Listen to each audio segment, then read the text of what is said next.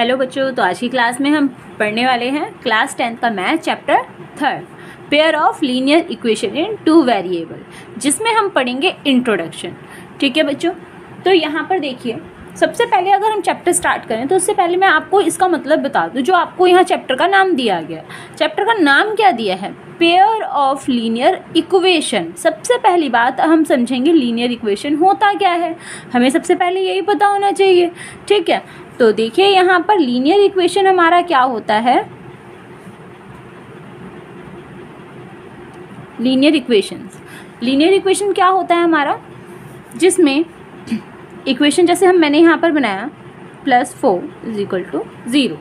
ठीक है, अब यहाँ पर अगर हम देखें, वो वेरिएबल, जिस वेरिएबल में हमारी जो पावर है वो क्या होनी चाहिए? 1 होनी चाहिए। इसकी पावर क्या है? 1 है।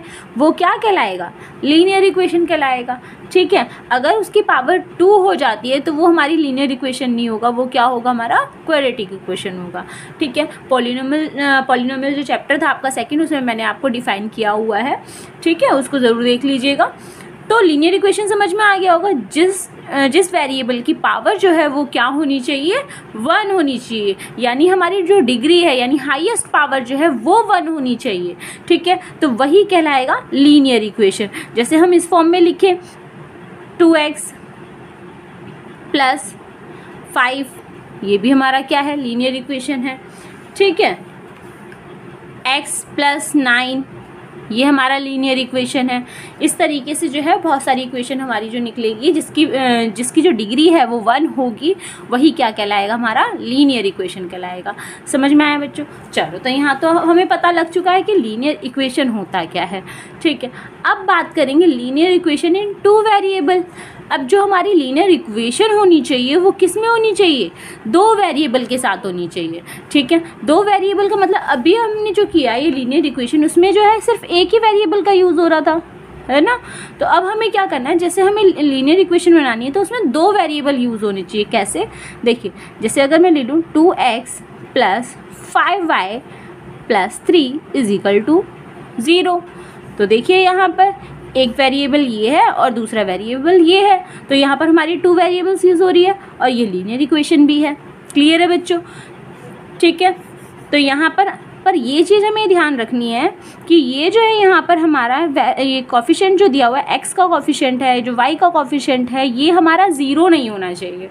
अगर सपोज मैंने यहाँ पर इस तरीके से इक्वेशन लिखी है, ठीक है, अगर इस तरीके से इक्वेशन लिखी है तो ये इसके साथ 0 होगा, तो ये तो हट ही गया, फिर तो हमारी इक्वेशन ये बन जाएगी।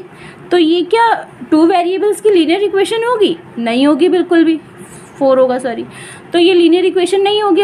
लीनियर इक्वेशन तो है बट 2 वेरिएबल्स के साथ नहीं है। ठीक है बच्चों, तो हमें यहाँ पर इस चीज़ का ध्यान रखना है, जो हमारा x और y का कॉफिशिएंट होना चाहिए वो 0 नहीं होना चाहिए। ठीक है, अगर 0 हो जाता है तो वो हमारी 2 वेरिएबल्स की लीनियर इक्वेशन नहीं होगी। क्लियर है बच्चों? फिर उसके बाद है एक चीज़ और हम देख लेते हैं। अगर हम इसको बोलें ये तो हमारी एक हो गई। ठीक है, अब यहाँ पर अभी हमने अधूरा समझा है इस चैप्टर को। ठीक है, तो देखिए, सिर्फ अभी हमने पढ़ा है लीनियर इक्वेशन इन 2 वेरिएबल। अभी ये भी दिया गया है पेयर का मतलब क्या हुआ? जोड़े।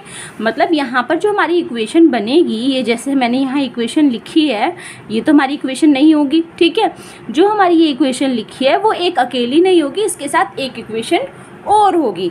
जैसे कि जैसे ये इक्वेशन ली है, ठीक है, इसके साथ अगर मैं दूसरी इक्वेशन ले लूँ 4y + 7 = 0, तो ये हमारी हो गई दूसरी इक्वेशन। तो इस पूरे चैप्टर में हम एक इक्वेशन के साथ क्वेश्चन नहीं करेंगे, जहाँ भी हमारी इक्वेशन होगी वो 2 इक्वेशन होगी। ठीक है, तो 2 इक्वेशन के साथ हम यहाँ पर सॉल्व करेंगे। क्लियर है बच्चों? तो ज़रूरी नहीं है कि हमें x और y ही लेना है, हम कोई भी वेरिएबल यूज़ कर सकते हैं। अगर हम pq ले सकते हैं, ठीक है, rs ले सकते हैं, कोई भी 2 लेनी है पर हमें। क्लियर है बच्चों? यहाँ पर तो अभी हमें पता लग गया कि pair of linear equation in 2 variable, की पेयर लेने हैं, लीनियर इक्वेशन होनी चाहिए और हमारे 2 वेरिएबल्स होने चाहिए। ठीक है बच्चों, अगर मैं इसके जनरल फॉर्म के बारे में बात करूं तो इसकी जनरल फॉर्म कैसे होगी?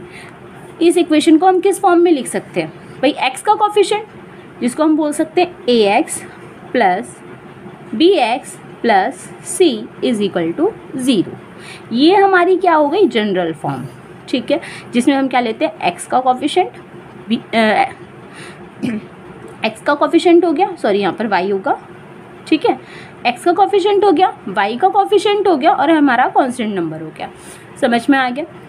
अब यहाँ पर हमें दो पेयर लेने हैं, यानी कि एक इक्वेशन तो ये हो गई, दूसरी इक्वेशन को लेंगे तो ये भी हमारी यही होगी, ax plus B Y plus C is equal to 0।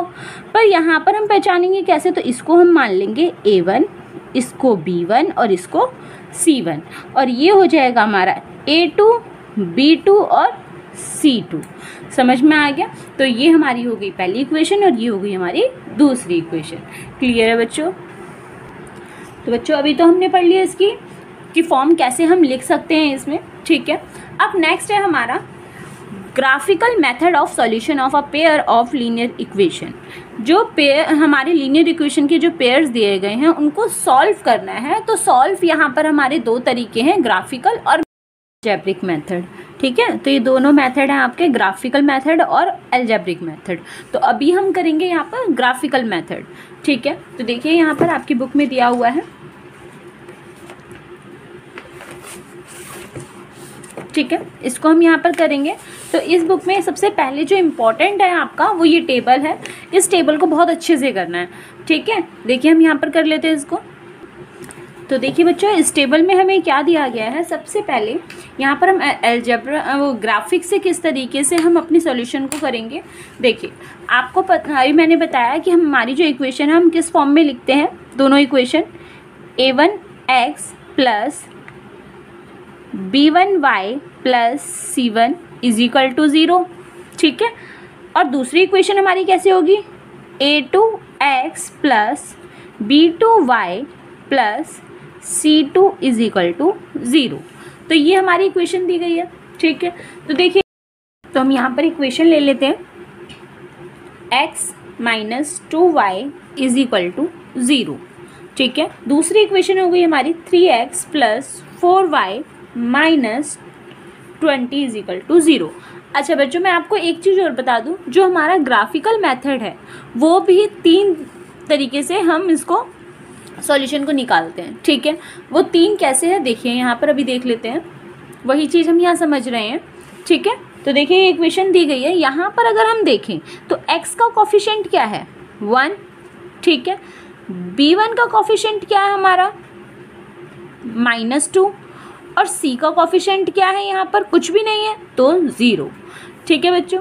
अब यहाँ पर देखिए a2 क्या है, यहाँ पर 3 है तो यह आ जाएगा हमारा 3, ठीक है।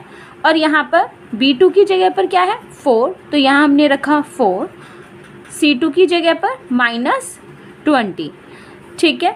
अगर हम यहाँ पर देखें a1 अपॉन 3 और -2/4 ये इक्वल है आपस में, नहीं है बिल्कुल भी, है ना। अगर हम इसको सिंपलेस्ट फॉर्म में करें तो ये तब भी नहीं है, ठीक है। तो हम बोल सकते हैं यहाँ पर कि जो हमारा a1 अपॉन a2 है वो नॉट इक्वल है b1 अपॉन b2 के। हमने यही चीज़ देखी ना अभी, जो x का कोफिशिएंट है हमारा और y का कोफिशिएंट है आपस में वो क्या है, यहाँ पर ये इक्वल नहीं है। इक्वल नहीं है तो ये क्या होंगे, हमारी जो लाइन होगी ग्राफ की वो क्या करेंगी, इंटरसेक्ट करेगी, ठीक है। इंटरसेक्ट करेगी एक पॉइंट पर। जब ये एक पॉइंट पर इंटरसेक्ट कर रही है तो यहाँ पर जो हमारी वैल्यू होगी वो x और y वो सिर्फ एक ही निकलेगी, ठीक है। तो हमारे जो सॉल्यूशन है वो क्या होंगे, 1 सॉल्यूशन होंगे, ठीक है बच्चों। कितने सॉल्यूशन होंगे हमारे, 1 सॉल्यूशन होंगे। तो यहाँ पर क्या चीज़, सबसे पहले मैं दोबारा आपको बता देती हूँ कि जहाँ पर हमारा a1 upon a2 not equal होगा b1 अपॉन b2 के, किस तरीके से मैंने यहाँ पर बता दिया कैसे देखना है। अगर इक्वल नहीं होगा तो वहाँ पर जो हमारी ग्राफ की लाइंस हैं वो क्या होंगी, इंटरसेक्ट करेंगी। इंटरसेक्ट करेंगी तो सॉल्यूशन कितने होंगे, एक ही सॉल्यूशन होगा, जिसे हम बोल सकते हैं यूनिक सॉल्यूशन। समझ में आया बच्चों। तो क्योंकि यहाँ पर सिर्फ एक ही निकलेगी ना x और y की वैल्यू, ठीक है। और साथ ही साथ यहाँ पर हम ये भी कह सकते हैं कि जहाँ पर 1 सॉल्यूशन होगा वो वहाँ पर क्या होगा, कंसिस्टेंट होगा, ठीक है। इसके बेस पे आपके क्वेश्चन आएंगे, ठीक है। तो ये होगा हमारा कंसिस्टेंट। क्लियर है। अब उसके बाद देख लेते हैं यहाँ पर दूसरी इक्वेशन लेके, ये तो था हमारा फर्स्ट केस, ठीक है, अब दूसरी इक्वेशन लेकर देख लेते हैं। दूसरी इक्वेशन में क्या बोला जा रहा है कि 2x plus 3y minus 9 is equal to 0, और दूसरी इक्वेशन हमने ले ली यहाँ पर 4x plus 6y minus 18 is equal to 0। ठीक है, अब यहाँ पर हम देख लेते हैं, तो ये यहाँ पर अगर देखें तो ये क्या होगा 2/4 मीन्स a1/a2, और यहाँ पर देखो b1/b2 ये हमने ले लिया, उसके बाद है c1/c2। ठीक है बच्चों, अगर हम इसको सिंपलिस्ट करें तो क्या होगा 2 1 जा 2, 2 2 जा 4, और यहाँ पर भी देखिए 3 1 जा 3, 3 2 जा 6, और यहाँ पर भी माइनस से माइनस कैंसिल, और 9 1 जा 9, 9 2 जा 18। अगर हम यहाँ देखें तो ये 1/2 इक्वल 1/2 इक्वल 1/2 मीन्स तीनों क्या है आपस में इक्वल आ रहे हैं।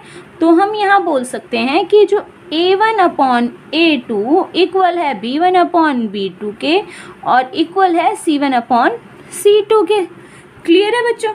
और यहाँ पर देखिए जब आपस में तीनों इक्वल होते हैं तो हमारी लाइन क्या होती हैं, देखिए ग्राफ में आपने कभी देखा होगा बनाया है, तो ग्राफ जो है हमारी ये लाइन है, इसी के ऊपर ही दूसरी लाइन होती है। ठीक है, जिसको हम बोलते हैं कोइंसिडेंट। समझ में आया बच्चों। तो इसको हम क्या बोलेंगे, यहाँ पर देखिए इसको क्या बोलेंगे हम, कोइंसिडेंट बोलेंगे। ठीक है, ये हमारी लाइन जो होंगी वो क्या होंगी, कोइंसिडेंट लाइन होंगी। क्लियर है, एक के ऊपर एक होगी। और अगर हम यहाँ देखें सॉल्यूशन हमारे कितने निकलेंगे, हम यहाँ भी बोल सकते हैं कि x और y निकल सकता है हमारा, हम यहाँ भी बोल सकते हैं, यहाँ भी बोल सकते हैं, बहुत सारी जगह पे। यानी हमारे जो सॉल्यूशन होंगे वो सॉल्यूशन क्या होंगे, मैनी सॉल्यूशन होंगे। ठीक है बच्चों, कितने सॉल्यूशन होंगे हमारे, मैनी सॉल्यूशन। क्लियर है। तो यहाँ पर क्या बोला हमने, जब हमारा a1/a2 इक्वल होगा b1/b2 के और c1/c2 के, तो यहाँ पर जो लाइन होगी हमारी वो क्या होगी, कॉन्स्टेंट होगी, और कॉन्स्टेंट होगी तो हमारे सॉल्यूशन कितने होंगे, मैनी सॉल्यूशन। ठीक है, जिसमें हम बोल सकते हैं जिस तरीके से ये कंसिस्टेंट था, जिसमें हमारे सॉल्यूशन निकलते हैं वो क्या होते हैं, कंसिस्टेंट होते हैं। तो हम इसको बोल सकते हैं कि ये क्या है, कंसिस्टेंट है। ये हमारी जो इक्वेशन थी वो कंसिस्टेंट है। क्लियर है बच्चों। तो ये चीज़ मेन आपको रखनी है। सबसे पहले एक ये चीज़, और एक हमारी लाइन जो है ग्राफ की वो कैसे है, और लाइन वो क्या दिखा रही है, वो कोइंसिडेंट है या यहाँ पर पैरेलल है, इंटरसेक्ट है, वो दिखाना है। और सॉल्यूशन कितने हैं ये चीज़, और प्लस हमारा कंसिस्टेंट। कितनी चीज़ हो गई, 1 2 3 4 और 5। ये 5 चीज़ें आपको ध्यान रखनी है। क्लियर है बच्चों। नेक्स्ट है यहाँ पर हम देख लेते हैं। तो बच्चों अभी तक हमने पढ़ा था यहाँ पर इंटरसेक्टिंग लाइन के बारे में, कोइंसिडेंट लाइन के बारे में। अब तीसरी लाइन जो है ग्राफ में बनती है हमारी, उसको कैसे देखेंगे। देखिए इक्वेशन ले लेते हैं हम यहाँ पर, जैसे हमने ले लिया x plus 2y minus 4 is equal to 0। Next है 2x plus 4y minus 12 is equal to 0। ये दोनों हमने इक्वेशन ले ली है। अब हम यहाँ पर देखें a1 क्या है हमारा, 1 है, तो यहाँ पर 1, a2 क्या है 2, और b1 2, और b2 4, c1 माइनस 4, और c2 हमारा माइनस 12। ठीक है, अब देखिए यहाँ पर अगर हम देखें तो 2 1 जा 2, 2 2 जा 4, ये माइनस से माइनस कैंसिल, 4 1 जा 4, 4 3 जा 12। अब यहाँ पर क्या है 1/2, यहाँ पर 1/2, और यहाँ 1/3। मीन्स ये दोनों आपस में क्या हुए, इक्वल हुए, बट ये इक्वल नहीं है। तो हम बोल सकते हैं कि a1/a2 इक्वल है b1/b2 के। ठीक है, बट इक्वल नहीं है किसके, c1/c2 के। ठीक है, तो इस केसेस में क्या होता है कि हमारी जो लाइन होती है वो लाइन क्या होती है, पैरेलल होती हैं। क्या होती है लाइन हमारी, पैरेलल। ठीक है बच्चों। और जब पैरेलल होंगी, सपोज ये लाइन हमारी पैरेलल है, तो ये कहीं इंटरसेक्ट ही नहीं करेंगी, कहीं मिलेंगी ही नहीं। तो जब मिलेंगी ही नहीं तो हमारी x और y की वैल्यू नहीं निकलेगी। तो यहाँ पर जो हमारे सॉल्यूशन होंगे, जब x y की वैल्यू ही नहीं निकलेगी तो वहाँ पर हमारा कोई सॉल्यूशन ही नहीं हुआ। ठीक है, तो हम बोल सकते हैं यहाँ पर नो सॉल्यूशन। ठीक है बच्चों, तो यहाँ हम क्या बोलेंगे, नो सॉल्यूशन कब बोलेंगे, जब हमारी जो ग्राफ की लाइन होंगी वो क्या होंगी, पैरेलल होंगी इस तरीके से। ठीक है, तो सॉल्यूशन हमारे वहाँ पर एक भी नहीं निकलेगा। जब यहाँ पर हमारा सॉल्यूशन ही नहीं निकलेगा तो ये क्या होगा, हमारा इनकंसिस्टेंट होगा। क्या होगा, जो हमारी इक्वेशन होंगी वो इनकंसिस्टेंट होंगी। ठीक है बच्चों, तो यहाँ पर सेम वही चीज़, पहला आपको देखना है कि a1/a2 इक्वल है b1/b2 के और नॉट इक्वल है c1/c2 के। दूसरा यहाँ पर जो हमारी लाइंस हैं वो क्या होनी चाहिए, पैरेलल होनी चाहिए। ठीक है, फिर क्या होना चाहिए यहाँ पर कि कोई सॉल्यूशन नहीं है। जब कोई सॉल्यूशन नहीं है तो यहाँ पर क्या होंगी, ये इनकंसिस्टेंट होंगी हमारी इक्वेशन। ठीक है बच्चों, तो ये मेन हमें देखना है। हम एक बार इस टेबल को और अच्छे से देख लेते हैं क्योंकि ये बहुत इंपॉर्टेंट है और जो हमारी एक्सरसाइज है 3.1 वो पूरा इसी के ऊपर बेस्ड है। ठीक है, तो देख लेते हैं इसको। देखिए बच्चों, जैसे कि इस टेबल में दिया गया है, हमें पेयर्स दिए गए हैं इक्वेशन। देखिए यहाँ पर हमें इक्वेशंस दी गई हैं और उसके बाद हमें यहाँ पर देखना है कि a1/a2 और b1/b2 एंड c1/c2। तो हम यहाँ से निकाल सकते हैं कि a1/a2 हमारा क्या हुआ 1/3, b1/b2 क्या हो गया -2/4 और c1/c2 क्या हो गया हमारा 0/-20 जो यहाँ पर लिखा हुआ है। ठीक है, इसी तरीके से हम यहाँ पर भी देख लेंगे इस इक्वेशन से। ठीक है, ये और कंपेयर अगर हम करें रेशो में तो जैसे कि यहाँ पर ये क्या है कि ये आपस में इक्वल नहीं है, मीन्स कि a1/a2 नॉट इक्वल है b1/b2 के, तो हमारी लाइन क्या होंगी यहाँ पर इंटरसेक्ट करेंगी। ठीक है बच्चों, क्या करेंगी यहाँ पर हमारी लाइन इंटरसेक्ट करेंगी, मीन्स इस तरीके से। ठीक है, जब इंटरसेक्ट करेंगे तो यहाँ पर सॉल्यूशन कितना बनेगा, एग्जैक्टली वन सॉल्यूशन होगा जिसे हम बोलेंगे यूनिक सॉल्यूशन। और साथ के साथ ये हमारी इक्वेशन क्या होंगी, कंसिस्टेंट होंगी। क्या होंगी, कंसिस्टेंट।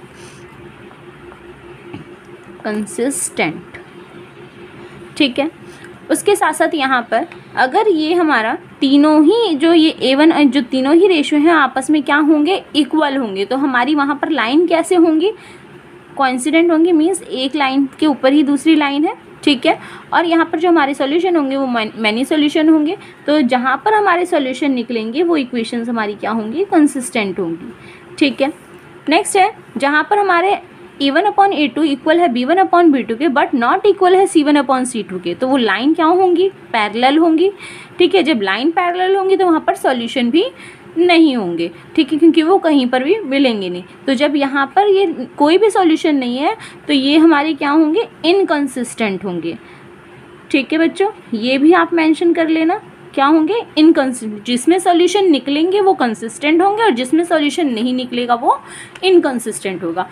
आई होप समझ में आया होगा बहुत अच्छे से। चलो नेक्स्ट कर लेते हैं हम यहाँ पर। तो बच्चों इससे पहले हमने ग्राफिकल मेथड पढ़ा था। ठीक है, और अब यहाँ पर हम पढ़ने वाले हैं algebraic method of solving a pair of linear equation. Linear equation के जो पेयर हैं उसको सॉल्व करने के लिए हम कौन सी मेथड का यूज़ करेंगे, अलजेब्रिक मेथड का। ठीक है, जो मोस्ट इंपॉर्टेंट है। इससे पहले जो था आपकी जो बुक चेंज हुई है, उस जो न्यू बुक आई है उस बुक में सिर्फ 2 ही मेथड है। ठीक है, जो थर्ड मेथड था आपका वो मेथड डिलीट हो चुका है, वो मेथड नहीं आ रहा है। ठीक है, जो मेथड है आपके 2 हम वही पढ़ेंगे यहाँ पर। तो देख लेते हैं जो 2 मेथड आपके दिए हुए हैं वो 2 अलजेब्रिक मेथड में 2 मेथड है, वो कौन कौन से हैं। एक है आपका, एक मेथड है सब्स्टिट्यूशन मेथड। ठीक है, एक मेथड है आपका सब्स्टिट्यूशन मेथड और दूसरा मेथड है आपका एलिमिनेशन मेथड। ठीक है, एक है आपका सब्स्टिट्यूशन और एक है एलिमिनेशन मेथड। ठीक है, तो दोनों को हम यहाँ पर देख लेते हैं कि कैसे होगा। सबसे पहले हम बात करेंगे सब्स्टिट्यूशन मेथड की। ठीक है, तो सब्स्टिट्यूशन कोई भी मेथड अगर हम करें तो उसमें हमें 2 जो लीनियर इक्वेशन हो उन्हीं की ज़रूरत पड़ेगी। ठीक है, तो देखिए हम सपोज ले लेते हैं, एग्जाम्पल है हमारा 4। इस एग्जाम्पल को लेकर ही हम सॉल्व करेंगे। ठीक है, ये 2 हमें एग्जाम्पल दिए गए हैं, इसको लेकर सॉल्व कर लेते हैं। तो देखिए हमने इक्वेशन ले लिया 7x - 15y = 2 and x + 2y = 3। ठीक है बच्चों, ये 2 इक्वेशन होगी, इसको मान लेंगे हम इक्वेशन फर्स्ट और इसको मान लेंगे इक्वेशन 2। ठीक है, तो यहाँ से हम क्या करेंगे, क्योंकि हमें x और y की वैल्यू निकालनी है। तो देखिए आप इसमें से कोई भी एक इक्वेशन उठाओ और उस इक्वेशन से आप चाहे एक्स की वैल्यू निकालो या वाई की वैल्यू, ठीक है। तो मैं यहाँ पर ले रही हूँ इक्वेशन सेकंड, क्योंकि अगर हम इसमें कंपैरिजन में देखें तो ये थोड़ी सी ईजी है, ठीक है। तो यहाँ से हम निकाल लेते हैं, हमने ले लिया इक्वेशन सेकंड, जिसमें हम लिख लेंगे फ्रॉम इक्वेशन सेकंड, यानी सेकंड इक्वेशन से हम यहाँ पर निकाल रहे हैं। देखिए एक्स या वाई में से किसी एक की वैल्यू हमें यहाँ पर निकालनी है। तो देखिए मैं क्या निकाल रही हूँ, एक्स की वैल्यू, ये हमारी इक्वेशन है, ठीक है। देखिए तो जब मैं ये वैल्यू निकालूंगी एक्स की, तो ये प्लस का 2 जो है यहाँ पर 2y, ये इधर जाएगा तो क्या हो गया माइनस का 2y, ठीक है। अभी ये एग्जैक्ट एक्स की वैल्यू नहीं निकली है, पर हम यहीं से क्या करेंगे, वैल्यू निकालेंगे हमारी एक्स और वाई की, ठीक है। तो इसको मान लेते हैं इक्वेशन थर्ड, क्लियर है। अब ये इस इक्वेशन से ही हमने क्या निकाली है, ये एक्स की वैल्यू निकाली है। अब ये जो एक्स की वैल्यू निकली है, इस इक्वेशन को हम पुट कर देंगे किस में, इक्वेशन 1 में। जो ये वैल्यू हमारी निकली है उसको किस में पुट करेंगे, 1 में। अपोजिट इक्वेशन में करेंगे, अगर हम इससे निकालते तो इसमें पुट करते, ठीक है बच्चों। तो इसकी इक्वेशन इसकी वैल्यू हम इसमें पुट कर देंगे, तो एक्स की जगह पर हमारा क्या आ जाएगा, ये आ जाएगा। देखिए यहाँ पर तो लिख लेंगे हम, पुट द वैल्यू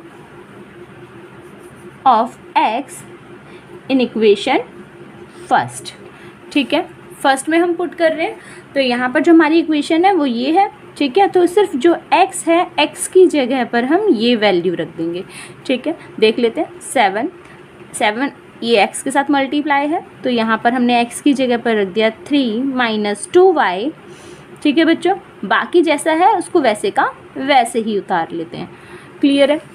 अब देखिए कैसे सॉल्व होगा, इसको हमने इससे किया मल्टीप्लाई करेंगे तो कितना आ जाएगा 21, और इसको इससे किया तो 14y minus 15y is equal to 2।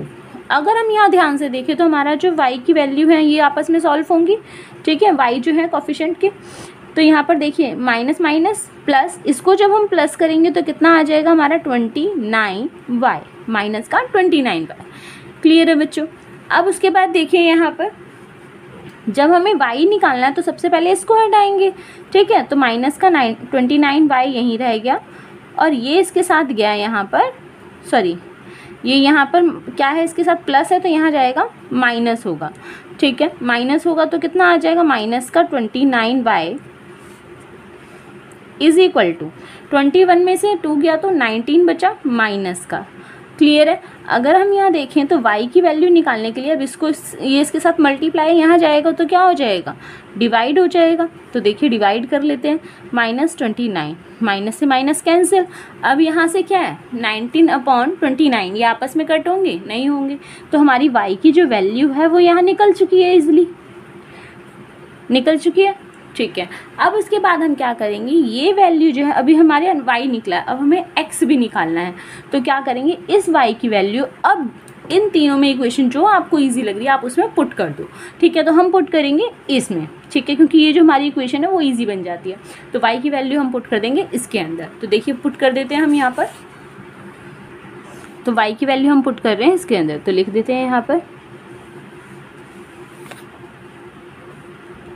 Put the value of y in equation third, ठीक है। अब हम इसमें पुट करें x की y की वैल्यू, तो y की जगह पर देखिए हम क्या पुट कर देंगे 19/29, ठीक है बच्चों। ये आपस में क्योंकि मल्टीप्लाई था ना तो मल्टीप्लाई में रखेंगे। अब यहाँ पर देखिए इनको सॉल्व कर लेते हैं, तो सॉल्व करके हमारा यहाँ पर क्या आ जाएगा, तो ये इसके साथ मल्टीप्लाई होगा तो कितना आ जाएगा 38/29। अब इसको सॉल्व करेंगे तो यहाँ एलसीएम लेंगे, हम एलसीएम लेंगे तो कितना आ जाएगा 29, और इसको इससे हम करेंगे डिवाइड, और डिवाइड करके हमारा क्या आएगा 29 को 3 से मल्टीप्लाई करेंगे तो क्या आ जाएगा 87, माइनस इसको इससे डिवाइड करेंगे तो हमारा आएगा 1 को इससे मल्टीप्लाई करेंगे तो 38, ठीक है बच्चों। अब यहाँ पर इसको माइनस करेंगे तो माइनस करके हमारा क्या आ जाएगा 49/29। तो यहाँ पर हमारी x की वैल्यू भी निकल चुकी है, कि बच्चों एलिमिनेशन मेथड कर लेते हैं यहाँ पर। तो एलिमिनेशन मेथड के लिए हम वही इक्वेशन ले लेते हैं जो भी हमने ली थी, 7x - 15y is equal to 2, x + 2y is equal to 3, ठीक है। इसमें हम क्या करते हैं कि इसको मान लेंगे हम इक्वेशन 1 और इसको मान लेते हैं इक्वेशन 2, ठीक है। इसके लिए क्या करते हैं हम, जो हमारे x के कॉफिशेंट हैं और या y के जो कॉफिशेंट हैं उन दोनों में से किसी एक को हम क्या करेंगे, इक्वल करेंगे। कहने का मतलब है कि यहाँ पर 7, अगर आप x के कॉफिशेंट वालों को इक्वल कर रहे हैं तो यहाँ 7 है, तो यहाँ भी 7 लाने के लिए हमें क्या करना पड़ेगा, इस पूरे इक्वेशन को 7 से मल्टीप्लाई करना पड़ेगा। सिर्फ ये 7 से मल्टीप्लाई नहीं होगा, पूरी इक्वेशन होगी 7 से मल्टीप्लाई। ठीक है बच्चों, तो अगर आपको y इक्वल करना है तो y इक्वल करने के लिए क्या करेंगे, यहाँ पर भाई ये 15 है, यहाँ पर 2 है, तो कैसे इक्वल आ सकती है कोई डिजिट। अगर मैं इस पूरी इक्वेशन को 2 से मल्टीप्लाई कर दूँ और यहाँ पर इस पूरी इक्वेशन को 15 से मल्टीप्लाई कर दूँ तो यहाँ 30 आ जाएगा और यहाँ भी 30 आ जाएगा। ठीक है बच्चों, तो इसके लिए हम यहाँ क्या करेंगे, इसको कर देते हैं। तो यहाँ पर जो हमारी ये इक्वेशन दी हुई थी, ये इसको कर देंगे 1 से मल्टीप्लाई और इसको कर देंगे हम यहाँ पर, इस इक्वेशन को कर देंगे किससे, 7 से मल्टीप्लाई। ठीक है, जब इसको इससे मल्टीप्लाई करेंगे तो हमारी इक्वेशन क्या बनेगी, यही बनेगी 7x minus 15y is equal to 2। ठीक है, और यहाँ पर हमारी इक्वेशन क्या बनेगी, इसको करेंगे तो 7x और इसको किया तो माइनस का यहाँ पर प्लस था।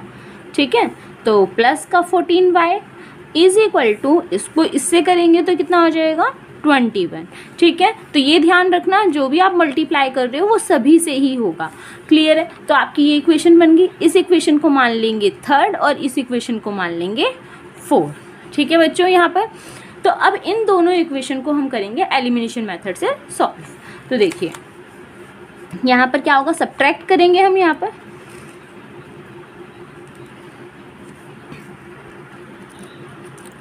Subtracting equation 4 from 3। ठीक है, 3 में से हम क्या करेंगे, 4 इक्वेशन को सॉल्व करेंगे। तो देख लेते हैं यहाँ पर, तो 7x minus 15y is equal to 2 और हमारी दूसरी इक्वेशन है 7x plus 14y is equal to 21। ठीक है बच्चों, तो यहाँ पर मेन क्या होता है, ये चीज़ ध्यान रखना, जो हमारी नीचे वाली इक्वेशन है उसके जो आगे साइन है हमारे, ये किसका है, प्लस का है, ये भी क्या है, प्लस का, और ये भी प्लस का। तो इसमें क्या होता है, यहाँ हमारा सब्ट्रैक्ट जब हम करते हैं तो सब्ट्रैक्ट करने पे हमारे जो नीचे के साइन है उसके अपोजिट साइन हो जाते हैं। यहाँ पर प्लस का है तो ये माइनस का हो गया, ये प्लस का है तो ये माइनस का, और ये भी क्या हो जाएगा, माइनस का हो गया। ठीक है, अब हम यहाँ देखें तो 7x के आगे प्लस का साइन नहीं है, किसका साइन है, माइनस का है। ऐसे ही 14y के आगे कौन सा साइन है, माइनस का, नॉट प्लस का। ऐसे ही 21 के आगे माइनस का साइन। ठीक है, अब इनको आपस में कर लेते हैं हम सब्ट्रैक्ट। अब अगर देखा जाए तो ऊपर वाले साइन और ये वाले साइन, इसके अकॉर्डिंग हम इसको सॉल्व करेंगे। तो ये है प्लस का और ये है माइनस का, तो प्लस माइनस माइनस ये कैंसिल हो गया। ठीक है, अब यहाँ पर देखिए ये माइनस और इसके साथ है अब माइनस, तो माइनस माइनस क्या हो गए, प्लस हो गए। इन दोनों को हम प्लस करेंगे तो क्या आएगा, 29y। अब देखिए ये बड़ा है तो बड़े के आगे माइनस है तो ये लिखेंगे। क्लियर है, और यहाँ देखिए ये प्लस का है और ये माइनस का है, तो प्लस माइनस माइनस, 21 में से हम 2 माइनस करेंगे तो कितना आ जाएगा, 19। क्लियर है, अब बड़े के आगे माइनस है तो माइनस का आ गया। ठीक है बच्चों, y अब निकालेंगे तो ये जो है -29 यहाँ जाएगा, इसके साथ हो गया डिवाइड। तो देखिए माइनस से माइनस कैंसिल हुआ तो हमारी y की वैल्यू कितनी आ गई, 19/29। तो अभी हमने इसको सब्स्टिट्यूशन मेथड से किया था तब भी हमारी y की वैल्यू यही आई थी। ठीक है बच्चों, चाहे आप एलिमिनेशन मेथड से सॉल्व करो या सब्स्टिट्यूशन मेथड से करो, उस किसी भी इक्वेशन को आपके आंसर जो है वो सेम ही आएंगे, x और y की वैल्यू सेम आएगी। ठीक है, तो जो आपको ईजी लगती है आप उस मेथड का यूज़ करके कर सकते हैं। तो देखिए अब हम यहाँ पर करेंगे x की वैल्यू निकालेंगे। ठीक है, तो देखिए यहाँ पर putting the value of y in equation, चाहे किसी भी इक्वेशन में आप इसको पुट कर लो। ठीक है, चाहे ये जितनी भी आपकी इक्वेशन है उसमें से किसी भी एक इक्वेशन में आप इसको पुट कर सकते हो। ठीक है, तो मैं इसको पुट कर रही हूँ सेकंड में। ठीक है, अब देखिए जब मैं इसको सेकंड में पुट करूँगी तो y की वैल्यू हमारी ये निकली है। सेकंड इक्वेशन हमारी क्या है, x + 2y = 3 है। ठीक है, y की जगह पर देखिए अगर मैं इसको रखूं, इसके साथ मल्टीप्लाई है तो y की जगह पर आ गया 19/29 इज इक्वल टू 3। ठीक है बच्चों, तो देखिए यहाँ पर क्या आ जाएगा, देखिए सॉल्व कर लेते हैं। कितना आया, x प्लस में, अब ये इसके साथ मल्टीप्लाई करेंगे तो कितना आएगा 38 अपॉन में 29 इज इक्वल टू 3। अब x जब हम निकालेंगे तो क्या होगा, ये इसके साथ प्लस है, वहाँ जाके क्या हो जाएगा, माइनस हो जाएगा 38 अपॉन में 29।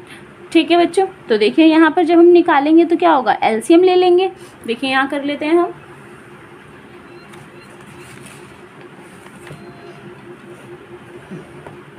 यहाँ सॉल्व कर लेते हैं।